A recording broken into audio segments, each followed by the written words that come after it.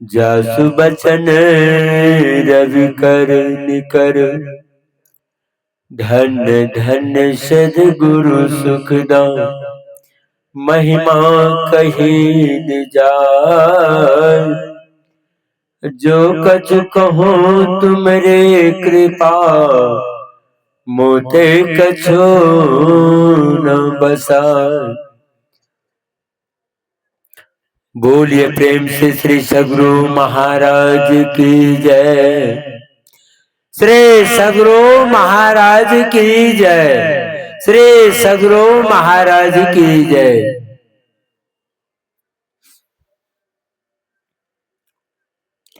त्रैलोक के पावन प्रातः स्मरणीय अनंत श्री विभूषित परमराध्य सद्गुरु महाराज के पाद पद्मों में कोटि कोटि बार नमन। सत्संग में आए हुए सत्संग प्रेमी महान भावों, माता एवं भक्तिमती बहनों, सबों के अंदर विराजमान परमपिता परमात्मा को कोटि कोटि बार नमन। आज हमारे मकुंद जी अपने नौती के छठी संस्कार के शुभ अवसर पर यह ज्ञान यज्ञ करवा रहे हैं।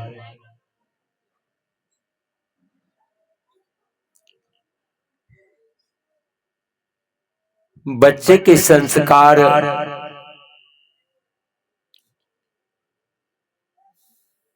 बढ़े, इस कारण छठी अवसर पर सत्संग कराते हैं। कहा जाता है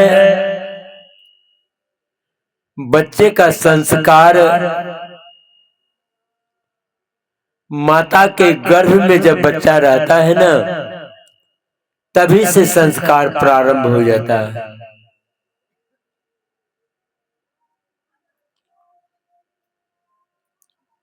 जब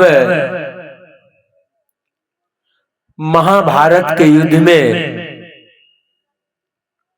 गुरु वशिष्ठ मुनि के 100 पुत्र मारे चला गया,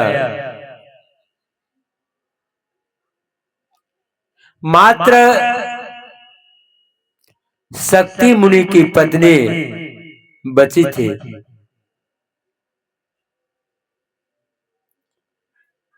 जो गर्भवती थी। गुरु वशिष्ठ मुनि मन में सोचा, इसके गर्भ से यदि संतान पैदा हो जाता है तो वंश जो है पलट जाएगा। इस कारण गुरु वशिष्ठ मुनि ने अपनी वधू को एक आश्रम से दूसरे आश्रम ले जा रहे थे।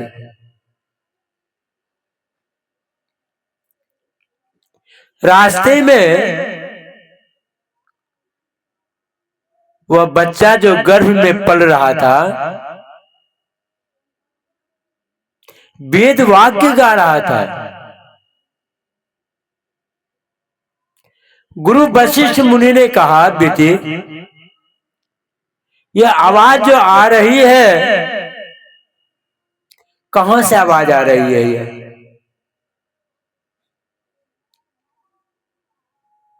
शक्ति मुनि की पत्नी ने कहा, पिताजी आपका पोता जो गर्भ में पल रहा है ना, वही पोता आपका वेद वाक्य गा रहा है। देखिए संस्कार, जब बच्चा जन्म लिया तो आगे चल करके वही बच्चा पराशर मुनि के नाम से प्रसिद्ध हुआ था। कितने बड़े संत हुए पराशर मुनि, आप लोग जानते हैं। गुरु वशिष्ठ के पुत्र पराशर मुनि, पराशर मुनि के पुत्र व्यासदेव जी, व्यासदेव जी के पुत्र सुखदेव जी, इतने बड़े वंश में जन्म लिए थे। कहने का तात्पर्य यह होता है कि बच्चे का संस्कार जो है माता के गर्भ से ही प्रारंभ हो जाता है। वह संस्कार माता जैसा चाहेगी बच्चे को संस्कार देना,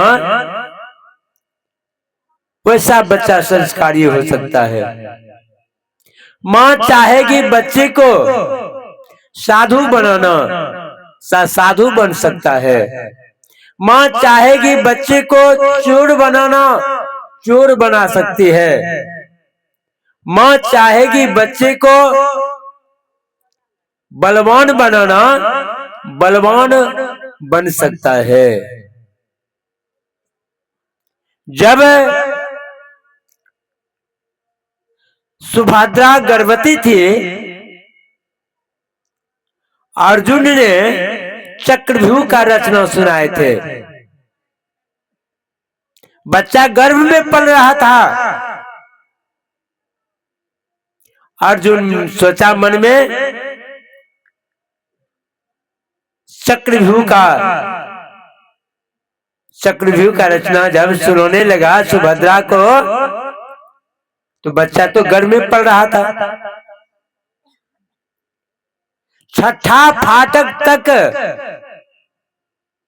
सुभद्रा ने सुना। बच्चा जो गर्भ में पल रहा था, बच्चा भी सुन रहा था। जब सतमा फाटक का समय आया, मां नींद पड़ गई, नहीं सुन पाई। कारण क्या हुआ? बच्चा भी सो गया, गर्भ में बच्चा भी सो गया, नहीं सुन पाया। जब बच्चा जन्म लिया तो इतने बड़े बलवान योद्धा जन्म हुआ जिसका नाम अभिमन्यु पड़ा। अर्जुन का बेटा, भीम का भतीजा, कृष्ण का भंजा, इतने बड़े योद्धा जन्म लिए था, इतने बड़े योद्धा जन्म लिया था। जब महाभारत का युद्ध प्रारंभ हुआ तो अभिमन्यु ने गदा के चोट से छठा फाटक तक तोड़ दिया था और कहा सतमा में क्या रखा है। जब सतमा फाटक में प्रवेश किया तो मां तो सो गई थी, मां नहीं सुन पाई थी। कारण क्या हुआ? बच्चा जो गर्भ में पड़ रहा था वह भी नहीं सुन पाई थी। सतमा फाटक में अभिमन्यु जैसे प्रवेश किया, मारे पड़ गया। यदि मां सतमा फाटक में नींद नहीं पड़ते तो यह अभिमन्यु मारे नहीं पड़ता। इसलिए सत्संग में सोना नहीं चाहिए। बच्चा नहीं सुन पाया, कारण क्या हुआ? सतमा फाटक में अभिमन्यु मारे चला गया। कहने का तात्पर्य है कि माता के गर्भ से ही संस्कार प्रारंभ होता है।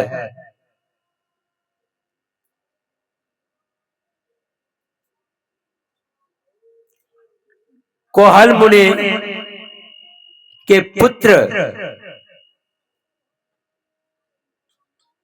अष्टावक्र मुनि, जब अष्टावक्र मुनि माता के गर्भ में थे तो कोहल मुनि शास्त्र पढ़ते थे। पढ़ने में कहीं कहीं गलत उच्चारण हो जाता था। तो अष्टावक्र मुनि माता के गर्भ में जो पल रहा था, गर्भ से ही कहता था कि पिताजी शास्त्र गलत नहीं पढ़ना चाहिए, दोष लगता है, पाप लगता है। बच्चा माता के गर्भ से ही बोलता था कि पिताजी शास्त्र को गलत मत पढ़िए, गलत उच्चारण हो रहा है, यदि गलत शास्त्र को पढ़ते हैं पाप लगता है। फिर से पिताजी पढ़ना प्रारंभ करते थे, कहीं कहीं बीच में फिर गलती हो जाता था। फिर बच्चा माता के गर्भ से ही कहता था पिताजी मैं आपको बार बार कहता हूँ कि पिताजी गलत मत पढ़िए, पाप लगता है। कई बार बच्चा गर्भ से ही पिताजी को कहा। पिताजी मन में सोचा अभी तो बच्चा गर्भ में है, अभी से यह हमको पढ़ाने के लिए चला है। पता है किसी को अच्छा ज्ञान दीजिएगा ना, कहिएगा छोटा आदमी होकर के हमको ज्ञान देता है, मन में तकलीफ होता है। तो कोहल मुनि को मन में तकलीफ हुआ, अभी तो तुम गर्भ में है, ये अभी से तुम हमको पढ़ाने के लिए चला है।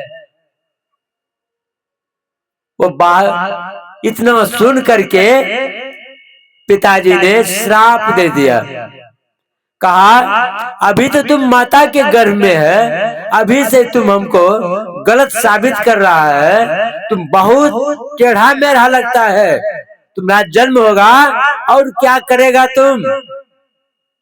गुस्सा में आकर के पुत्र को, माता के गर्भ में पुत्र था, पिताजी ने श्राप दे दिया, जब जन्म होगा तुम्हारा तो 8 अंग तुम्हारा टेढ़ा मेढ़ा होगा। पिताजी ने श्राप दे दिया। जब बच्चा जन्म लिया सही में टेढ़ा मेढ़ा जन्म लिया, 8 अंग टेढ़ा मेढ़ा। लेकिन ज्ञान टेढ़ा मेढ़ा नहीं था, अंग टेढ़ा मेढ़ा था, ज्ञान टेढ़ा नहीं था। वही बच्चा जब बड़ा हुआ तो राजा जनक के गुरु बने थे। वही बच्चा राजा जनक के गुरु बने थे। एक बार की बात है, अष्टावक्र मुनि जा रहे थे और राजा जनक रथ पर चढ़ करके गुरु करने के लिए जा रहे थे।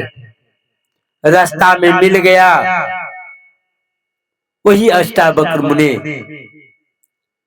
राजा जनक ने कहा अरे जगह दो, रास्ता दो।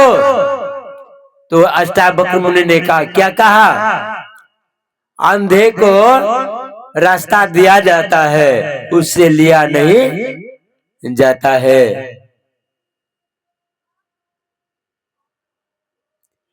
अष्टावक्र मुनि ने राजा जनक से कहा, हे राजन आप कहाँ जा रहे हैं?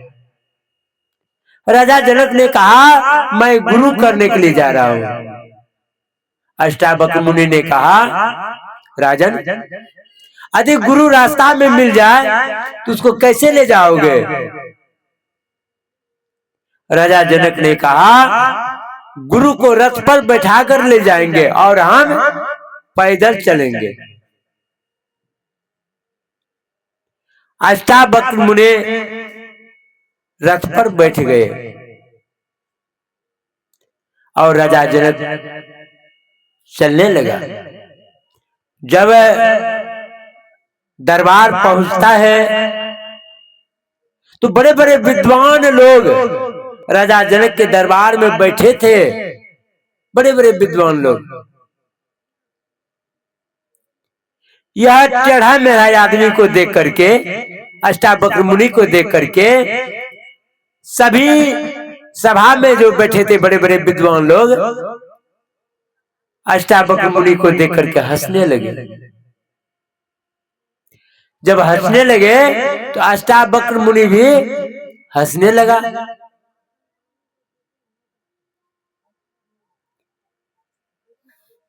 सभी विद्वानों ने कहा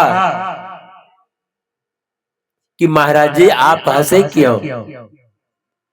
अष्टावक्र मुनि कहते हैं पहले आप लोग हंसे हैं, पहले आप लोग बताइए कि आप लोग क्यों हंसे। काका नहीं महाराज जी आप ही बोलिए। अरे अष्टावक्र मुनि ने कहा अरे हमसे तुम सुनना आप लोग चाहते हैं तो सुनिए। आज तक तो मैंने सुना था कि राजा जनक के दरबार में बड़े बड़े विद्वान लोग रहते हैं, लेकिन आज मुझे देखने में आया जितना राजा जनक के दरबार में बैठे हुए हैं सब नजर में आ रहा है कि चमार बैठे हुए हैं। जितने विद्वान लोग थे मन में सोचने लगे, कहा सुनिए आप लोगों को मैंने चमार क्यों कहा? सुनिए, मेरा अंग टेढ़ा मेरा है, मेरा अंग देख करके आप लोग हंस दिए हैं। बोलिए सही बात है कि गलती बात है? कहने बात तो सही है, मेरा टेढ़ा मेरा अंग देख करके आप लोग हंसे हैं। कहा चमड़ा को पहचानने वाला चमार कहलाता है। आप मेरा टेढ़ा मेरा शरीर देख करके आप लोग हंस दिए तो आप लोग चमार नहीं तो और क्या है? जो चमड़ा को पहचानता है वो चमार कहलाता है। आप लोग चमार हैं। हे सभासदों, नदी टेढ़ी मेरी होती है, नदी का पानी टेढ़ा मेरा नहीं होता है। केतारी देखते हैं ना, ईख को ईख टेढ़ा मेरा होता है, लेकिन ईख का रस टेढ़ा मेरा होता है? नहीं होता है। मेरा शरीर टेढ़ा मेरा है, मेरा ज्ञान जो है ना टेढ़ा मेरा नहीं है। मेरा ज्ञान टेढ़ा मेरा नहीं है।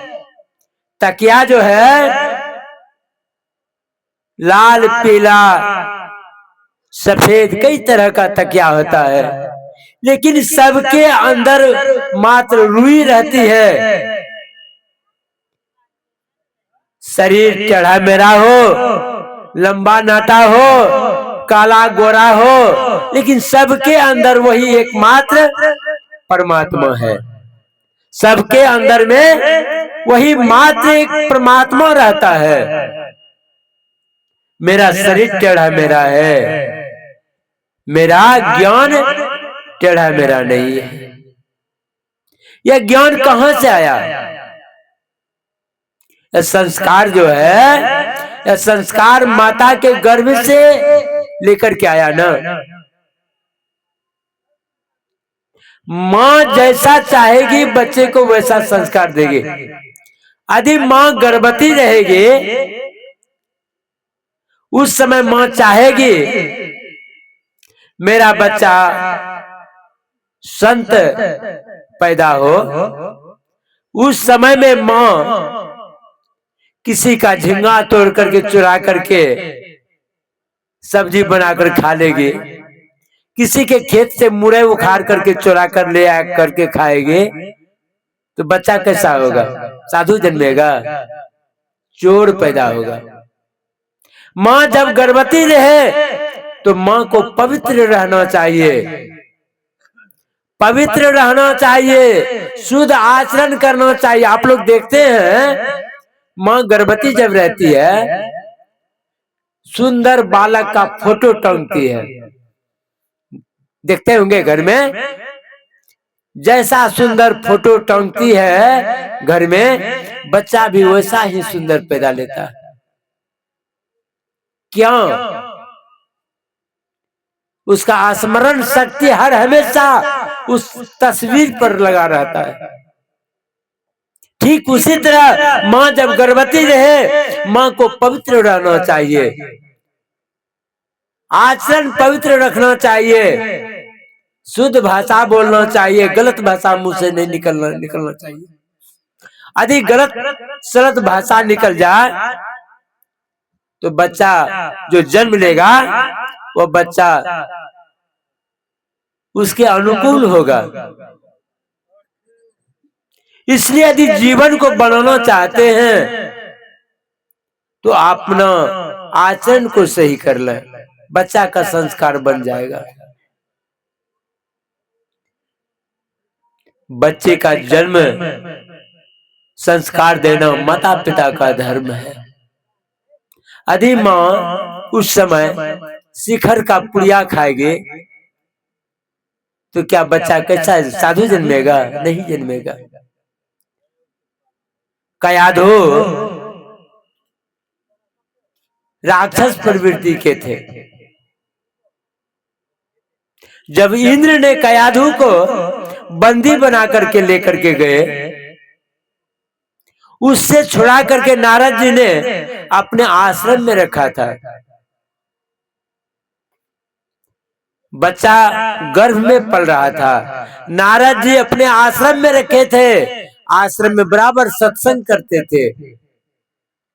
बच्चा सुनता था माता के गर्भ में, समय पाकर जन्म लिया भक्त प्रहलाद। कितने बड़े भक्त हुए, जबकि हिरण्यकश्यप राक्षस वृत्ति के थे, उनकी पत्नी कयाधु थी। अब बच्चा संस्कारी हुआ भक्त प्रहलाद। कितने बड़े भक्त हुए। संस्कार देना माता पिता का धर्म है। इसलिए माता पिता संसार में ज्ञानदाता कहलाते हैं। पहला गुरु माता पिता है, पहला गुरु माता पिता है। जो माता पिता के वचनों को पालन करता है, अभी पाठ में सुने, चारी पदार्थ कर तलता के, पितु मातु प्राण समझा के। जो अपने माता पिता को अपने प्राण के समान रक्षा करते हैं, उनको चारों पदार्थ मुट्ठी में है। अपना प्राण का रक्षा कैसे करते हैं?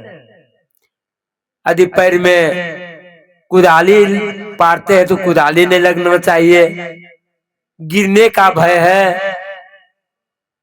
कितना आप अपने प्राण का रक्षा करते हैं, ऐसा ही रक्षा माता पिता का करना चाहिए। जो माता पिता का रक्षा करते हैं प्राण के समान, उसको चारों पदार्थ मुट्ठी में है। अर्थ धर्म काम और मोक्ष, जिस सुख के लिए आप चाहते हैं वह सुख आपके हाथ में है। जहां आप दौड़ लगाते हैं सुख की चिंता में, वह सुख आपके साथ में है।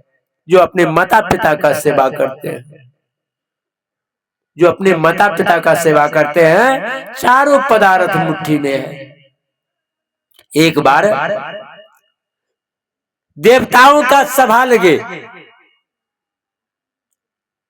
उस सभा में कहा जो ये पृथ्वी का परिक्रमा करके जो सबसे पहले पहुंचेगा उसी का पूजा सबसे पहले होगा।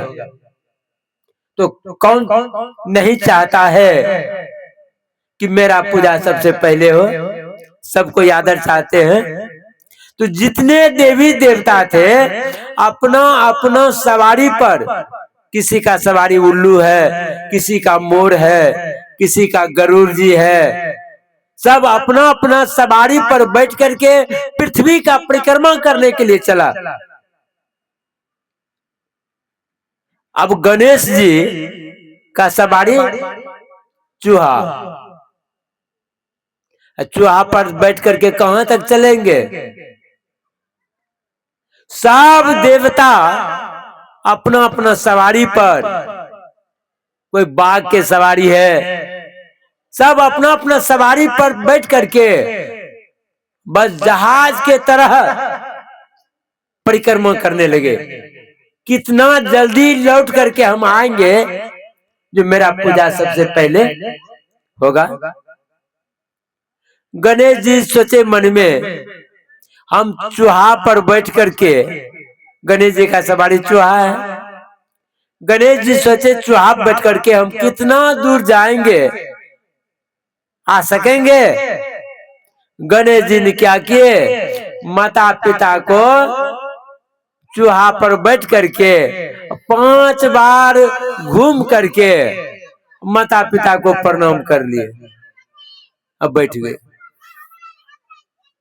सभी देवता जब परिक्रमा करके आए, देखते हैं गणेश जी को पहले बैठा हुआ। आज देखिए गणेश जी का सबसे पहले पूजा होता है, माता पिता का सम्मान किया, आज सम्मान पा रहा है। किसी को आप सम्मान दीजिएगा तो आपको भी सम्मान देगा, किसी को आप बाबू कहिएगा तो वह भी आपको बेटा कहेगा। किसी को आप सम्मान दीजिए तो आपका भी सम्मान होगा। सत्संग यही सिखाता है। आज श्रवण कुमार को देखिए, श्रवण कुमार अपने माता पिता के लिए कितना दुख उठाए, आज संसार में श्रवण कुमार का नाम है। श्रवण कुमार ने एक बार दही बेचने के लिए गांव में आया, बहंगी बना करके, बहंगी पे लेकर के। उस समय गाड़ी घोड़ा नहीं थी। श्रवण कुमार ने देखा बहंगी को, कहा इसी तरह से हम भी टोकरी में बना करके बहंगे, अब माता पिता को इस टोकरी में बैठा करके तीर्थ कराने के लिए ले जाएंगे। देखिए कैसा है श्रवण कुमार, जो माता पिता को टोकरी में बैठा करके बहंगी पर लेकर के तीर्थ करने के लिए गए थे। आज संसार में नाम चलता है उसका, श्रवण कुमार का।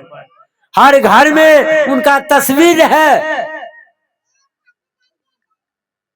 स्पष्ट लिखा हुआ है तीर्थ स्थान पर, सबको भूल जाना लेकिन जीवन में माता पिता को कभी न भूलना। पुत्र का यही संस्कार है। मानव वृक्ष लगाता है किस लिए, आगे चल करके छहार होगा, छाया होगा, इसीलिए वृक्ष लगाता है ना।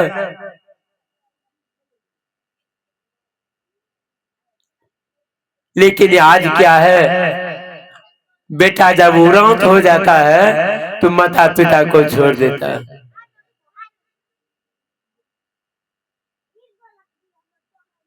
आज श्रवण कुमार ने माता पिता को जीवन भर ढोया। एक बार श्रवण कुमार ने कुरुक्षेत्र के मैदान में प्रवेश कर रहे थे। कुरुक्षेत्र का मैदान में जब पहुंचा तो श्रवण कुमार ने कहा, पिताजी इतना दूर से जो हम आपको ढो करके लाए हैं ना, इसका मजदूरी दे दीजिए, तब आगे लेकर के जाएंगे। कुरुक्षेत्र के मैदान में किसी का कोई नहीं है, ऐसा मैदान है कुरुक्षेत्र का, वहां किसी का कोई नहीं है। जब महाभारत का युद्ध हो रहा था तो भगवान कृष्ण और अर्जुन दोनों जा रहे थे जगह देखने के लिए कि महाभारत का युद्ध होगा तो कहां पर होगा। जब कुरुक्षेत्र के मैदान पहुंचा तो देखा कि वहां पर एक हलवाहा हल जोत रहा था, बेटा भी हल जोत रहा था, बाप बेटा दोनों हल चला रहा था। बेटा को सर्प ने काट लिया, पिता ने हाथ पकड़ करके खींच करके बाहर कर दिया, हल जोतने लगा। देखिए उनकी पत्नी, जो लड़का मरा, उनकी पत्नी भोजन लेकर के जा रही थी। मालूम हुआ पति मर गया। सोचा जाएंगे वहां, खाना भी बर्बाद होगा, यहीं पर भोजन कर लीजिए, यहीं पर भोजन कर लेते हैं, वहां जाएंगे तो रोएंगे। रास्ते में भोजन करने लगे। है किसी का कोई? कहीं कोई किसी का नहीं है। अर्जुन ने कहा भगवान कृष्ण से, भगवान यही जगह महाभारत युद्ध का अच्छा जगह है। उसी मैदान में श्रवण कुमार जा रहे थे, जो पिता को कहा पिताजी मजदूरी दे दीजिए तब आगे ले जाएंगे। श्रवण कुमार के पिता ने मन में सोचा यह जगह बड़ा खराब जगह है, यहाँ किसी का कोई नहीं है। कहा बेटा चलो, यहाँ पर तुमको कहाँ से मजदूरी देंगे, तुम उठा करके ले चलो, कहीं गांव पहुंचा दो और तुमको वहां पर भिक्षा मांग करके तुमको मजदूरी दे देंगे।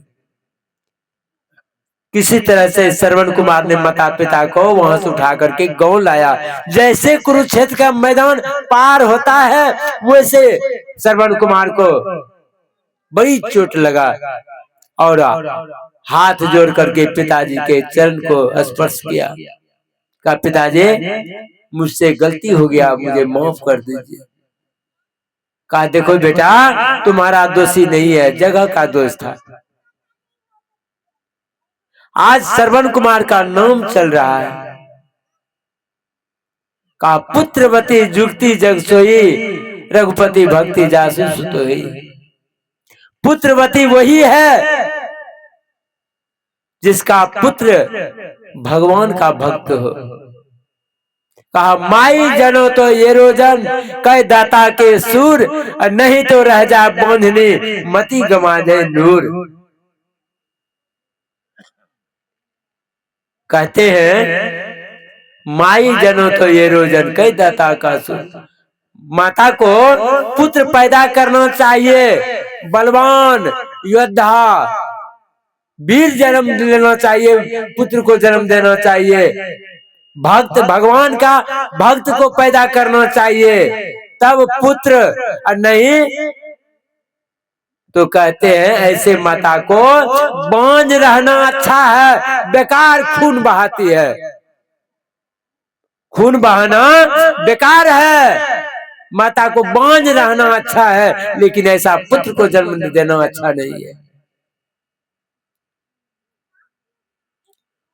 पूत कपूत का धन संचय, पूत सपूत का धन संचय।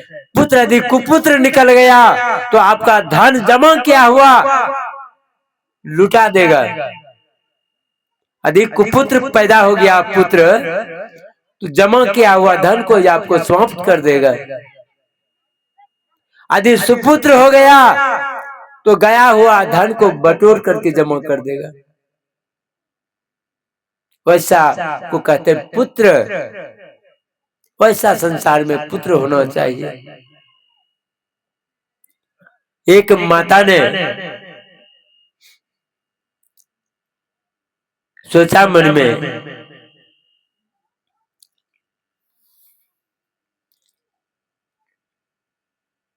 माँ हर हमेशा पुत्र के लिए चिंतित रहती है, हर हमेशा चाहती मेरा पुत्र संसार में नाम रोशन करे, नाम रोशन करे। माँ हर हमेशा चाहती है। इसलिए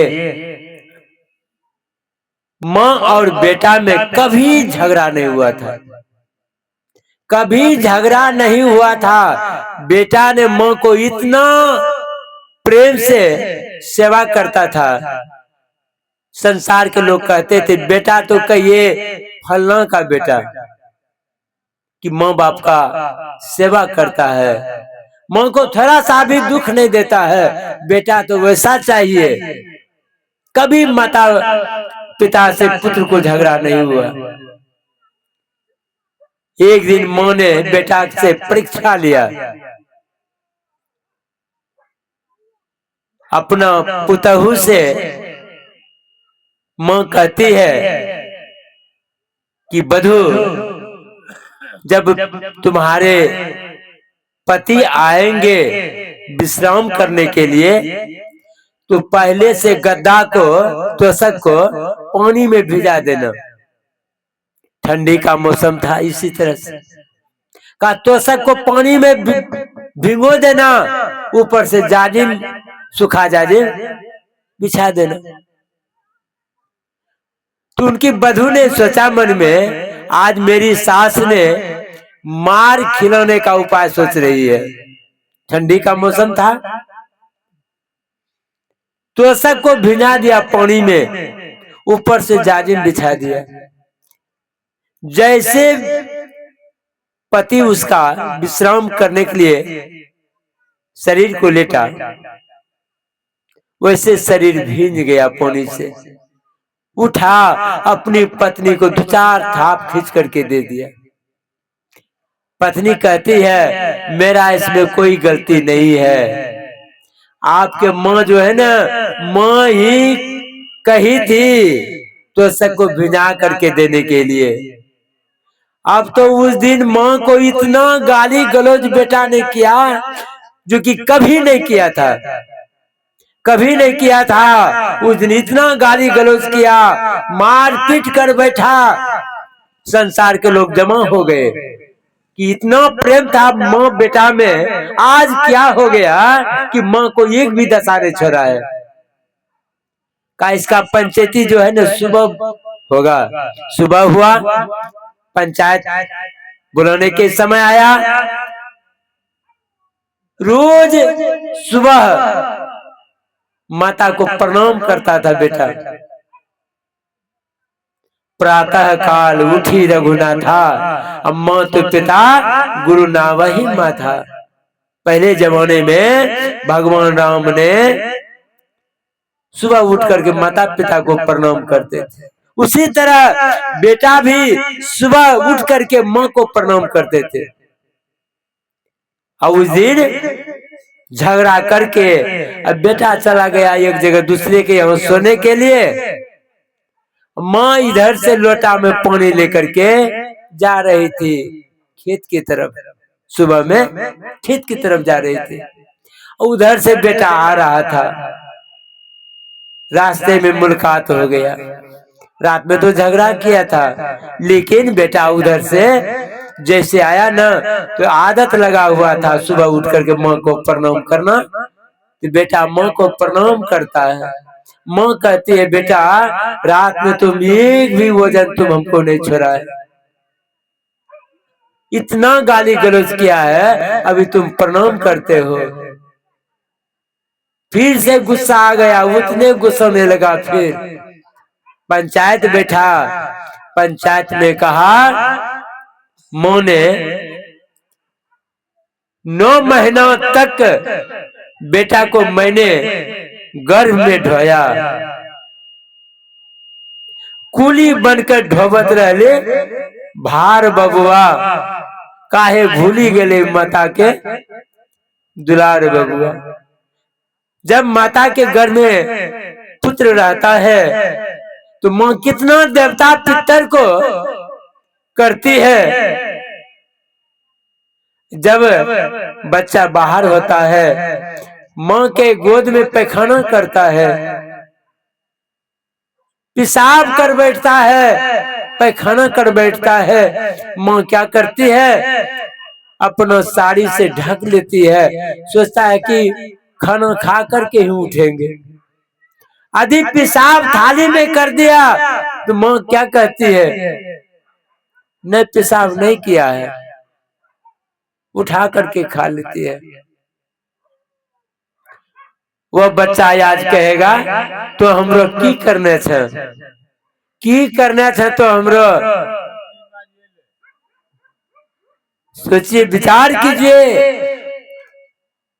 कहा गोद में पैखाना करता था, पेशाब करता था, हम सोते थे तो पेशाब भींगा हुआ कपड़ा पर तुमको सूखा में हम सुलाते थे। कभी दुख नहीं देते थे तुमको। आज तुम्हारा परीक्षा लिया है मैं, पानी में भिजा करके तुम कितना गाली गलौज किया। आज बढ़िया पानी से तो सबको भिजा करके तुम्हारा परीक्षा लिया, इतना गाली गलौज किया है, तुम मारपीट किया है। तुम्हारा पेशाब पर हम रात भर सोते थे। कभी तुम मेरा साड़ी को कभी सुखा नहीं रखता था। बेटा को समझ आ गया कि मैंने जीवन में माँ के लिए क्या किया, माँ से माफी मांगा। देखिए वह माँ पुत्र के लिए क्या नहीं करती है, मात्र पैखाना नहीं खाती है लेकिन सब कर्म करती है माँ। यदि पैर चढ़ा मेरा होता है तो माँ ने तेल से पिछाड़ते पिछाड़ते पुत्र का पैर को सीधा करता है। आज देखिए वह पुत्र क्या कहता है, तो हम लोग की करने चाहिए, विचार कीजिए। इसलिए कहा पहला गुरु माता पिता है। माता पिता से बढ़कर के संसार में कोई गुरु नहीं है। फर्स्ट गुरु कहलाते हैं माता पिता। जीवन में माँ बाप से बढ़कर संसार में कुछ नहीं है। यदि सही ढंग से बच्चा सत्संग सुने, जीवन में उतारे तो 4 फल मिलेगा उसको। धन तो प्राप्त होगा ही, अर्थ धर्म काम मोक्ष प्राप्ति हो जाएगा, चारों चीज प्राप्त होगा। इसलिए कहा चारी पदार्थ करतल ताके पितु मातु प्राण समझा के। चारों पदार्थ मिलता है माता पिता के चरणों में। यदि जीवन को बनाना चाहते हैं तो सत्संग में आइए। भगवान बुद्ध के समय में राजा बिंबिसार सत्संग सुनने के लिए जाते थे। उसमें भगवान बुद्ध सत्संग करते थे। राजा बिंबिसार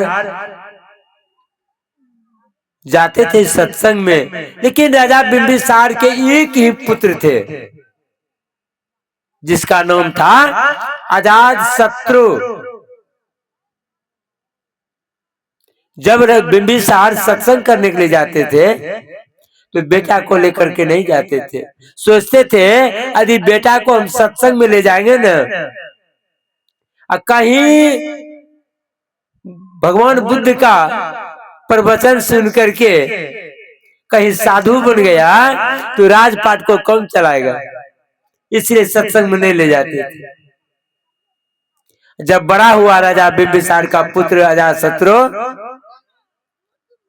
शादी करने लायक हुआ तो अजातशत्रु का शादी कर दिया। शादी करके जैसे वधू घर आई तो वधू ने अजातशत्रु को कान भरना शुरू कर दिया। उसी दिन से पिताजी से चाबी ले लीजिए, राजगद्दी पर बैठिए, आप अपने से राज चलाइए, तिजोरी का चाबी पकड़िए। कान भरते भरते 6 महीनों में अजातशत्रु का कान भर दिया। जब कान भर गया, एक दिन पत्नी के बात पर गुस्सा में आकर के पिताजी के ऊपर ही गुस्सा को झाड़ दिए। पिताजी को पकड़ करके गद्दी पर से खींच करके गर्दनियां दे करके नीचे में जाकर के ढकेल दिया।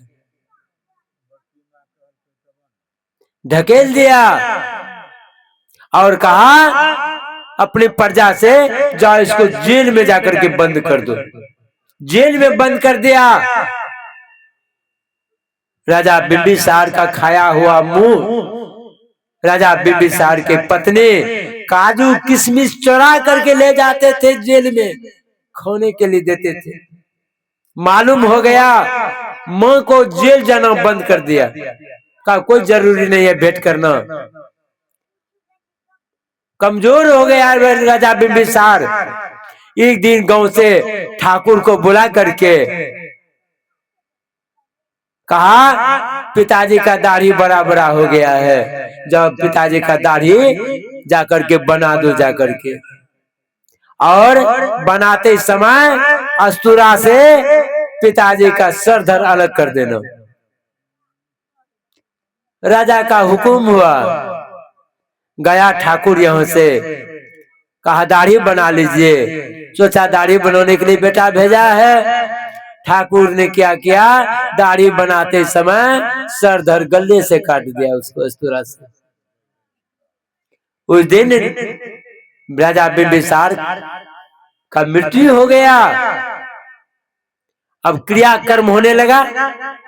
जब क्रियाकर्म समाप्त हो गया, क्रियाकर्म समाप्त हो गया, तो अजात शत्रु ने खुशी में आकर के हीरा जवाहर सोना चांदी लुटाने लगा प्रजा को। 3 दिन तक सोना चांदी हीरा जवाहर लुटाए थे, खुशी में आकर के पिता को मार करके और हीरा जवाहर लुटा रहे थे। राजा बिंबिसार के मुंशी को मालूम जब हुआ, तो मुंशी जब आया तो मुंशी ने कहा, ए अजात शत्रु, तुम पिता को मार करके हीरा जवाहर सोना चांदी लुटा रहे हो। और जब तुम्हारा जन्म हुआ था ना, तुम्हारे पिताजी का 1.25 हाथ कलेजा ऊंचा हुआ था। अभी भी जिसको बेटा होता है ना, बड़ा खुशी होता है। जब पुत्र जन्म लेता है तो 1.25 हाथ कलेजा ऊंचा हो जाता है।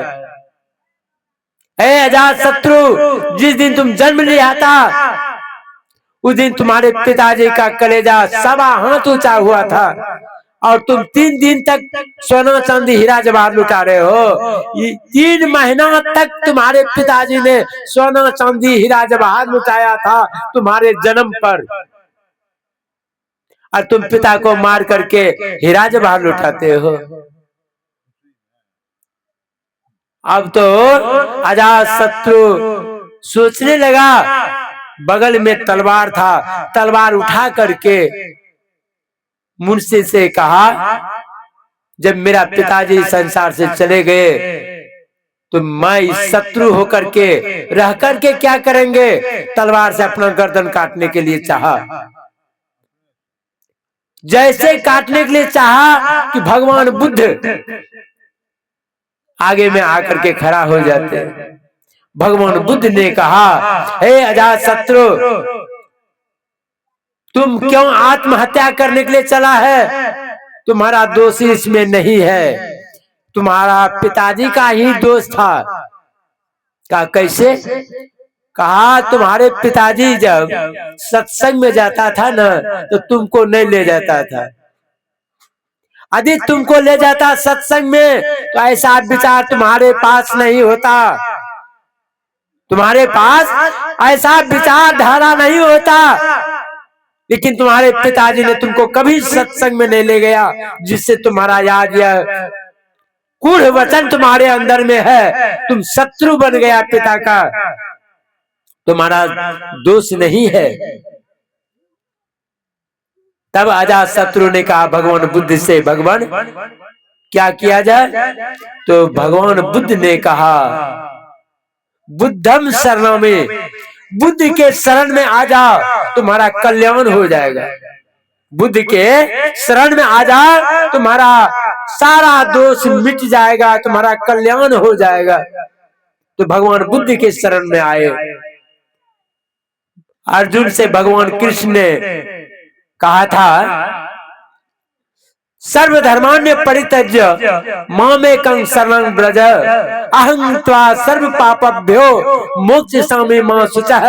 हे अर्जुन, सारे कर्मों को त्याग करके तुम मेरे शरण में आ जाओ, मैं सारे पापों से तुमको मुक्त कर देता हूँ।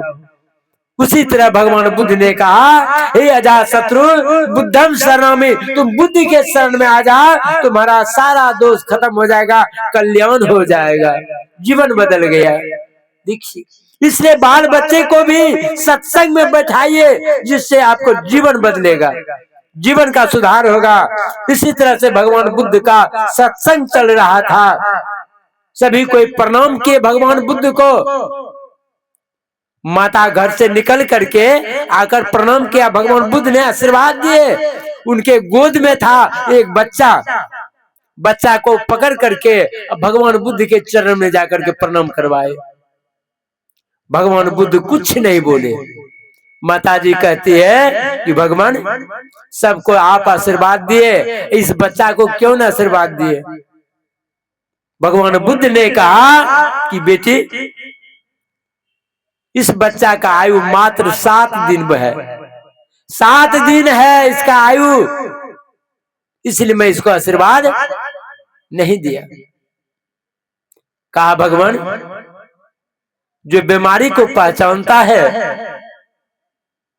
वह दवा भी जानता है। आप जब बीमारी को पहचानते हैं तो आप दवा भी जानते होंगे। भगवान बुद्ध ने कहा बेटे जाओ, इसी तरह से बुला बुला करके संत महात्माओं को बुला करके सत्संग करवाना, भंडारा करवाना, भंडारा करवा करके बच्चे लेकर के सबको प्रणाम करवाना, सबको प्रणाम करवाना, तुम्हारा बच्चे का आयु बढ़ जाएगी। इसी तरह से बुला करके संत महात्माओं को बैठा करके सत्संग करवाए और अंत में जाकर के सबको प्रणाम करवाए थे बच्चा लेकर के। एक महात्मा ने कहा दीर्घ आयु भव, जैसे कहा तुम्हारा आयु 100 वर्ष होगा, महात्मा के मुख से निकल गया 100 वर्ष आयु तुम्हारा होगा। 7 दिन का आयु 100 वर्ष हो गया। पलटू लिखा नसीब का संत देते हैं फिर। संत पलटू साहब कहते हैं कि संत का वचन जो है फिर देते हैं। पलटू संत जो कही गए सोई बात है ठीक, वचन संत के न टरे जो गाड़ी के लिख, गाड़ी अपना लिख कभी छोड़ती नहीं है। ठीक उसी तरह संत के मुख से जो वचन निकलता है वो गाड़ी के लीक के समान निकलता है। गाड़ी के लीक जैसे नहीं छोड़ती है वैसे संत के मुख से भी वचन निकल गया गाड़ी के लीक की तरह हो जाता है। जो न करे लकीर सो करे फकीर। ब्रह्मा का लिखा हुआ मिटाने वाला है तो मात्र एक संत है जो कि ब्रह्मा का लिखा हुआ को मिटा सकते हैं। उस संत में पावर है। एक गांव में एक बनिया था, बेचारा बनिया को पुत्र नहीं होता था। बेचारा बड़ा भक्त था, साधु महात्माओं का बहुत सेवा करते थे। इसी तरह से संजोग में नारद जी से भेंट हो गया। नारद जी से कहा कि नारद जी आप कहाँ जा रहे हैं? कि मैं जा रहा हूँ विष्णु लोक। कहा भगवान विष्णु से पूछते आइएगा हमको पुत्र होगा कि नहीं होगा। बेचारा निपुत्र था। नारद जी मन में सोचा ठीक है उधर से आएंगे ना समाज देते जाएंगे। गया विष्णु लोक। अब विष्णु लोक में अपना काम बना करके नारद जी ने भगवान विष्णु से कहा भगवान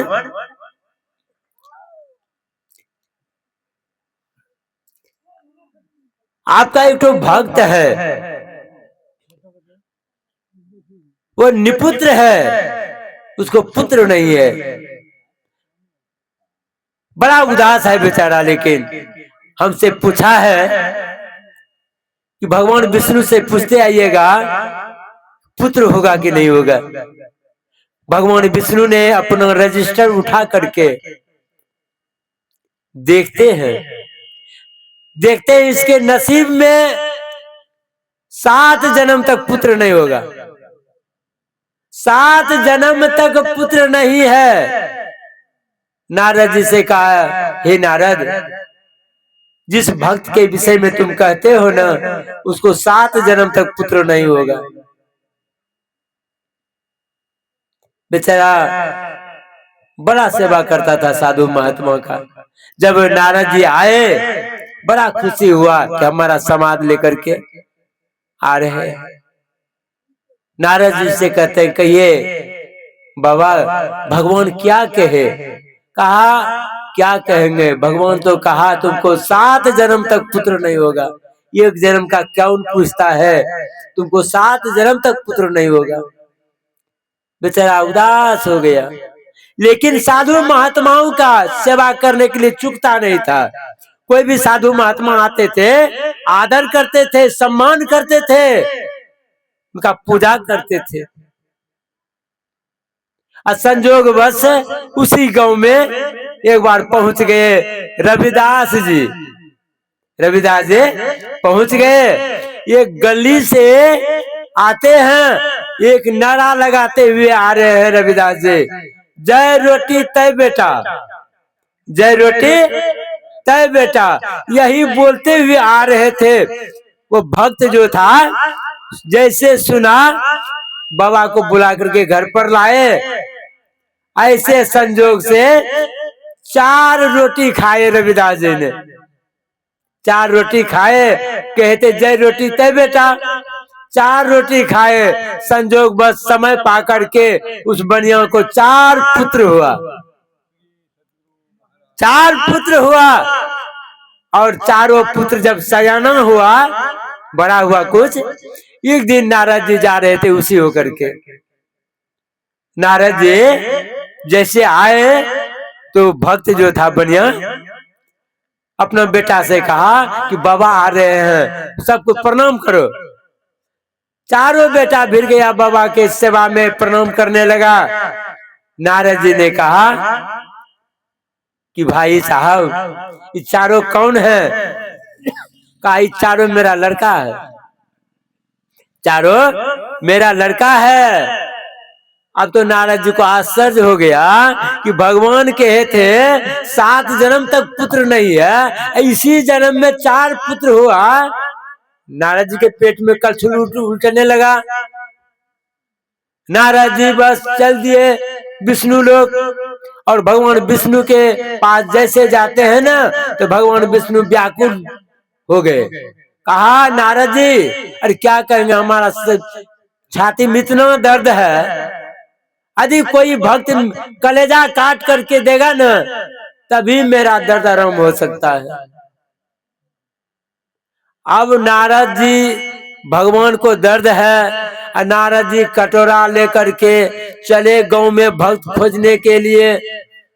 कौन कलेजा काटने वाला है आजकल? भगवान का बनाया हुआ शरीर है, अब भगवान कहेगा कि कलेजा काट करके दीजिए, दीजिएगा कोई? कोई देने वाला नहीं है। अब पहुंच गए रविदास जी के पास। रविदास जी जूता सी रहे थे, रविदास जी जूता सी रहे थे, हाथ में कटरनी था जिससे चमड़ा काटते थे। कहा कि बाबा क्या कहेंगे, भगवान को बहुत जोर दर्द है। कहा जो भक्त कलेजा काट करके देगा ना, तभी मेरा दर्द आराम होगा। रविदास जी ने कहा नारद जी से, नारद किस बगल का कलेजा का मांस देंगे? कहा पूछे तो नहीं, पूछ नहीं सके। रविदास जी ने इधर से कलेजा काट करके दिए, इधर से कलेजा का मांस काट करके दिए, कटोरा में ले जा करके जहां का मांस सेट कर जाए भगवान में। जैसे गया नारद जी, वैसे भगवान कहते हैं नारद मेरा दर्द आराम हो गया, मेरा दर्द देखते ही आराम हो गया। कहा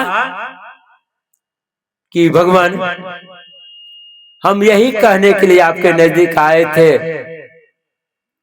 कि आप तो कहे थे एक समय कि उस भक्त को 7 जन्म तक पुत्र नहीं होगा, इसी जन्म में 4 पुत्र हुआ है। यही हम सोच करके आए हैं। भगवान ने कहा देखो, संत जो होता है ना, मेरा प्रिय भक्त होता है, संत मेरा प्रिय भक्त होता है। तुम भी मेरा भक्त था ना नारद, तुम भी मेरा भक्त था, तुम अपना कलेजा काट करके नहीं दिया, गया खोजने के लिए। रविदास जी ने अपना कलेजा काट करके दिया है। यदि उसके मुख से निकल गया जय रोटी तय बेटा, उसका बात नहीं मानेंगे कि तुम्हारा बात मानेंगे। देखिए,